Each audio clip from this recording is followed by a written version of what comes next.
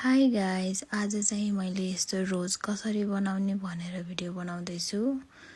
फर्स्टमा चाहिँ एउटा एटिएम कार्ड, एउटा सिजर लिएर एटिएममा यसरी राख्ने अनि बिस्तारै रोल गर्दै जानुपर्छ।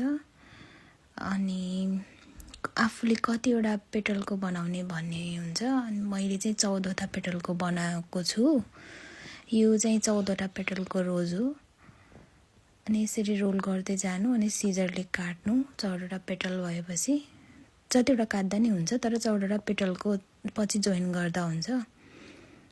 यसरी काट्ने अनि यस्तो हुन्छ, सबै एउटै साइजको भन्छ। अनि हट ग्लुले बिस्तारै रिबनको टुप्पामा, दुईतिरको टुप्पामा यसरी लगाएर त्यहाँ तास्ने, तलपट्टि यसरी तास्ने।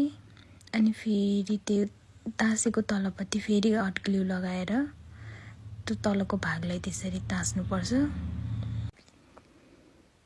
अब यस्तै गरेर अघि जस्तै गरेर ग्लु लगाएर सेम प्रोसेस यस्तै गर्दै जानुपर्छ।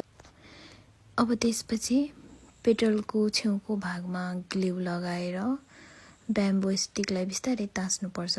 बिस्तारै भित्र राख्नुपर्छ अनि ब्याम्बो स्टिकको पछाडितिर सबै ग्लु लगाएर बिस्तारै माथितिर धकेल्दै त्यसलाई धकेल्नुपर्छ। अनि वान पेटलको यस्तो हुन्छ।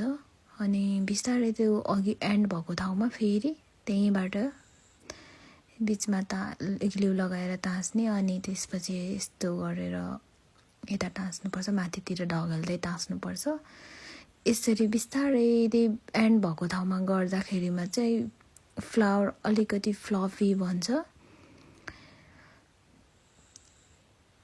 यसरी माथितिर ढकेल्दै जानुपर्छ। फ्लावर चाहिँ यस्तो बन्यो। Thank you, by by.